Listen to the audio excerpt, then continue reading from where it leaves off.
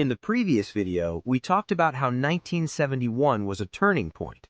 Nixon suspending the dollar's convertibility into gold, the collapse of the Bretton Woods system, France seeing through America's bluff. But the real question was this: what happened next? Because is the true source of the economic crises we experience today simply the abandonment of the gold standard? Or did other things happen as well? That's exactly what we're going to talk about in this video. If you're ready, let's begin. Immediately after Nixon's announcement, something interesting happened. The price of gold against the dollar increased by nearly 1,000%. There were two main reasons for this. First, people realized that their dollar savings no longer functioned like gold savings. Everyone suddenly began to review their balance sheets. The question, "Are the dollars I hold really safe?" started to be asked. Second, in times of uncertainty, investors always turn to gold as a safe haven. An event like a president resetting the global trade and financial order created exactly this kind of disorder. Some economists interpret this as follows. See, the moment money is no longer backed by something that cannot be printed endlessly, it loses value. Others argue the opposite. Bretton Woods was already distorting the free market. Gold was locked away in vaults and given an arbitrary value. It was not priced according to supply and demand. It should also be said that there was inflation between 1944 and 1971 as well. In fact, this was the main reason other countries began to prefer gold reserves over dollars. So just because the value of gold did not change for nearly 30 years does not mean it was priced correctly. Maybe it was never priced correctly at all. At first, American markets and the public liked Nixon's move. Markets rose the day after the announcement. But there were a few problems. Oil prices began to rise sharply. Why? Oil-producing countries became less willing to sell valuable energy in exchange for paper backed by nothing. Makes sense, right? Unlike gold, oil was not something that could be locked away and stored in a vault. It was used every day to power the world's industries. The price increase was felt not only at the pump, but in every good and service that ran on fossil fuels. In other words, almost everything. What made the situation even worse was a legal change that would take place in the United States 3 years later. The law banning private gold ownership would be repealed. Investors rushed back into gold and prices reached all-time highs. And the pace of money printing? It roughly tripled. While the money supply roughly doubled between 1960 and 1970, it tripled between 1970 and 1980.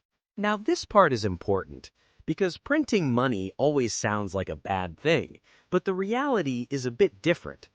More money circulating in the economy can actually mean more employment for small businesses or for people looking for jobs. Money is, after all, a tool that facilitates trade.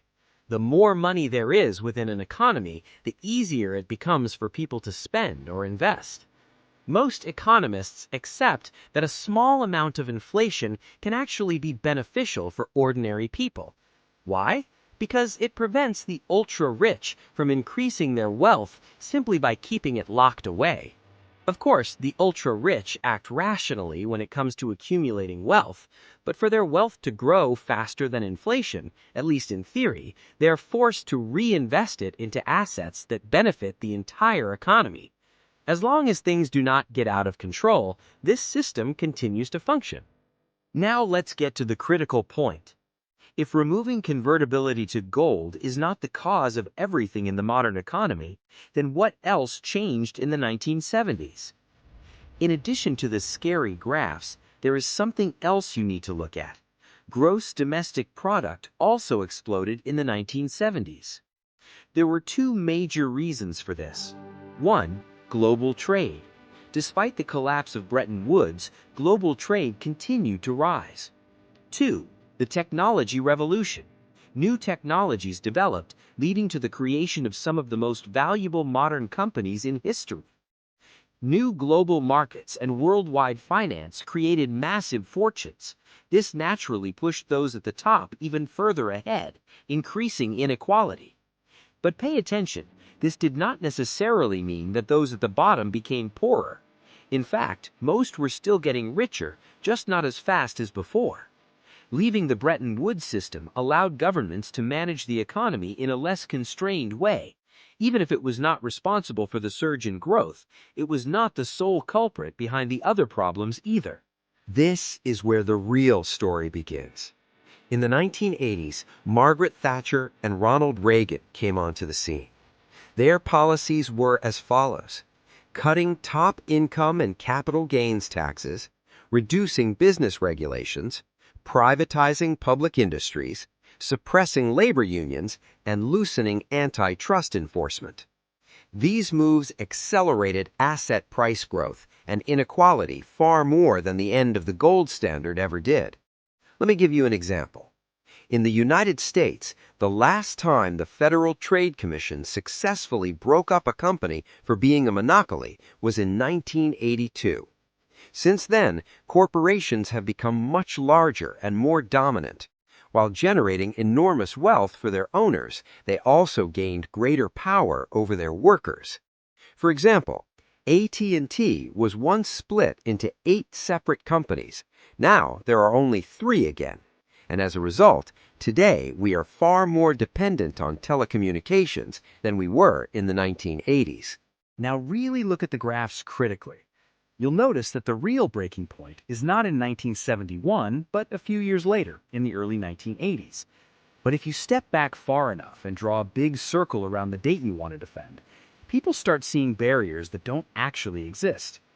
There is another reason why graphs around 1970 look the way they do, even the positive ones. And fair warning, this has less to do with history and more to do with mathematics. Most modern economic data share 2 common characteristics.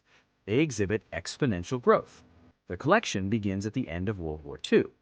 Like any data that grows through compounding, this creates a hockey stick-shaped curve, and the 1970s naturally appear as a breakpoint. So, is the narrative that gold could solve all our problems complete nonsense? No. Removing the gold standard damaged the working gears of the economy. It allowed us to make decisions we normally couldn't and to develop much faster.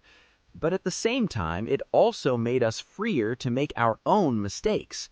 Corporations were there to take advantage of this, and one in particular mastered the art of selling cheap products to the booming American market by using global markets. So yes, 1971 is an important date, but the story that everything broke on that day does not reflect reality. The real issue is the policy choices made afterward. Once you understand the history of money, understanding the economy becomes much easier. If you liked the video, don't forget to hit the like button. Subscribe to the channel so we can continue exploring the mysterious corners of financial history together. See you in the next video.